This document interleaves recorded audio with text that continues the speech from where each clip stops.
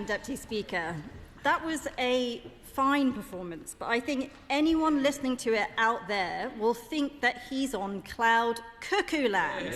They have taxed working families up the wazoo. They've taxed tens of thousands of people out of their jobs. They are clobbering them left, right and centre with rising bills. And for what? Not for growth. No, there's none of that coming. It was so that they could go on a welfare spending spree.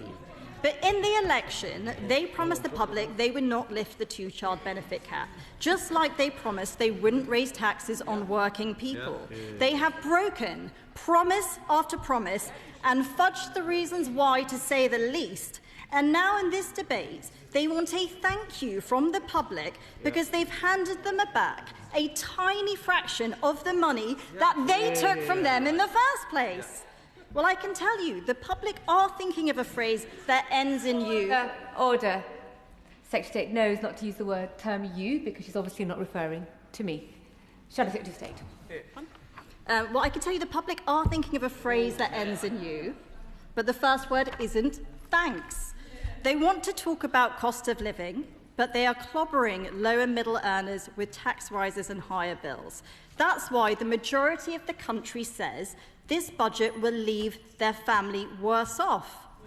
The majority of the country has also said they think this budget is unfair. He talked about fairness. The public do not feel this is fair, and they are right. All the things, I'll just make a bit of progress and I'll give way. All the things that hurt disposable income are up. Inflation, bills, taxes are up. And the things which help growth and employment are down. That's why household disposable income has been revised down because of this budget. I'll give way on that point. The Shadow Secretary, she wants to talk about fairness. One of the very practical consequences of retaining the two-child cap was that 3,000 women had to declare to a DWP official that they had been raped in order to be exempted.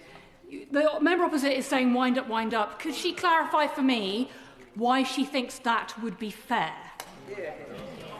Madam Deputy Speaker, she makes an impassioned case. The question is, why did they not make it at the election? Exactly. Why did they remove the whip? Why did they remove the whip from 7 Labour MPs who voted against it last year? Why did they make all of them vote to keep the cap, including the Secretary of State? That's the question that they need to ask. They want to be known as a government that's helped people with the cost of living. They must think that the public are stupid. Everyone can see out there that everything that they are doing is making the cost of living worse. They don't understand the basics, Madam Deputy Speaker, and I think the situation is apparently so bad that Number 10 have been giving backbenchers lessons about the government debt. Can I suggest, having seen them cheer at 2 jobs-killing budgets now, that maybe they need to expand the curriculum? Isn't the truth here that what we have in front of us is not the budget of the Chancellor or the Prime Minister nor the Cabinet, but the budget of the backbenchers? Well, my honourable friend is right, and here is the problem. It might be a budget that has made the backbenchers happy, but it is not the budget that they promised at the election. Now, let me help them. I'll start with inflation. We left them with inflation back under control at 2%.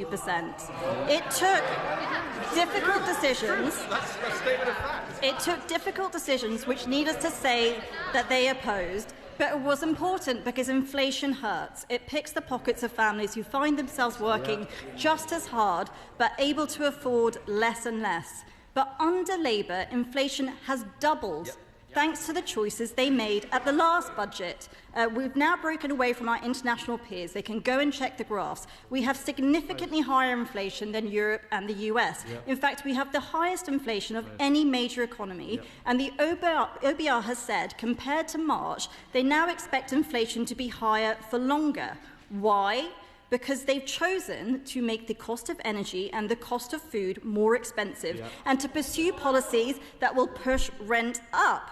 People's weekly shop is up because of Labour's choices. Taxes upon taxes, a jobs tax, a packaging tax, the family farm tax. These are their choices. And all of that means the average family will pay almost £300 more for their groceries this year. With their war on farmers, is it any surprise a pack of mints, a family staple, is up 40% this year alone? Or let's take housing. Rent is going up by £700 this year for the average renter. They don't understand that a lower supply of homes to rent means higher rent. Here it is, black and white, in the OBR document. Their new housing taxes risk, and I quote, a steady, long-term rise in rents. Their choices. The cost of going away on a family holiday will set you back up to £400 extra because of Labour's flight tax. £300 more for food, £700 for rent, £400 for a holiday. That's £1,400, and I haven't even got to energy bills or taxes yet. Now, on energy, where do we even start? I'll give way to the Honourable Gentleman. Thank her for giving way. She has repeatedly suggested in her contributions that energy bills are going up. Now, if she doesn't believe me, perhaps she'll believe Martin Lewis, the money-saving expert, who tweeted out just earlier today, "I've just got the new predictions for the April price cap, which is a cut in cost of 4.2%. Without the budget changes, it would be predicted to be rising 3.5%. So can she please perhaps correct the record and explain why she does not support the work we are doing to cut energy bills? I will come to what Martin Lewis says about his policies in a second. They promised £300 off bills, but bills have gone up by £200 instead. Going by his own election promise, he owes the public a £500 cut. And why have they gone up? Because of the cost of this Secretary of State. And you don't have to take my word for it. You can just ask Martin Lewis. Wholesale prices have plummeted, but energy bills are up because there are countless costs landing on those bills thanks to him. The Honourable Gentleman wanted to hear Martin Lewis a second ago, doesn't want to hear him now.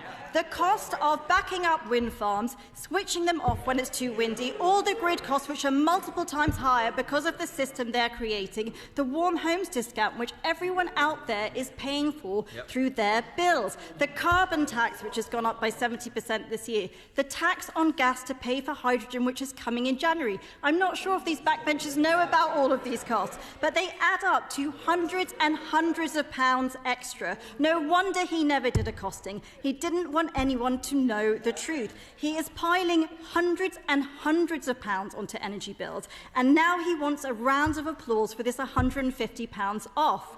Well, let's talk about the £150. I'll just make this argument. Firstly, if you have a gas boiler, it's £130. And I'll remind them, that's almost everybody in the country. Oh, yes, and if you pay tax, the cost actually hasn't come off. They've just moved it from your energy bill to your tax bill. And most importantly, it doesn't even touch the sides of what this Secretary of State is going to cost you in the end. Like so much of what they say, it is just a sleight of hand, Madam Deputy Speaker. Yes. The real question is this. From the election, are bills going up or down? The answer is up. And he should just be honest. This policy was never part of his plan. It's not part of Great British Energy or Clean Power 2030, all the things which he promised would lower bills. In fact, it's a tacit admission that he has failed. The centre know that his plans can't lower bills. In fact, if the reporting is correct, he fought against this policy. But he's been forced into it because his promise to cut bills by £300 has become a national embarrassment to them all. And it is taxpayers who are bailing him out to the tune of £7 billion. I'll give way on that point. Does she not share the concerns already articulated by the CBI, that to simply scrap the Climate Change Act, to scrap the important work of this government in pursuing net zero targets, is a backward step, and it will actually be to the detriment of people's energy bills, to inward investment into our economy, and it will kill off jobs as well? These are the words of the CBI. Look, we can exchange quotes, but the Honourable Gentleman might want to go and look. Well, look, let me respond. He can go and check the quotes of the most respected energy economist in the country, Sir Dieter Helm, which says their plan is locking people into higher bills for longer. I think one of the fundamental problems that we have in this country is that energy costs are too high, and what this Secretary of State is doing is locking people into those higher prices for longer. If they had truly wanted to cut bills for everyone, I did hand them our cheap power plan, but you know what's extraordinary, Madam Deputy Speaker? They come up with a package that costs the Exchequer more, cuts bills by less, and does nothing to cut energy bills for struggling businesses. Food bills up, rents are up, cost of holidays are up, energy bills up, cost after cost after cost because of their policies. And they want a round of applause for moving a fraction of those costs off of someone's energy bill and straight onto their tax bill. Only people with the Labour Party's grasp of numbers could think that this is a good deal. He says there is an affordability crisis, but not the cause. They are the cause, and that's before we even get to tax. Taxes on student loans, taxes on income, taxes on saving, taxes on housing, taxes on driving, taxes on pension, even taxes on taxis. Mr. Speaker, if they could, Labour would tax the air that we breathe. Taxes are rising more in this Parliament than in any since the 1970s.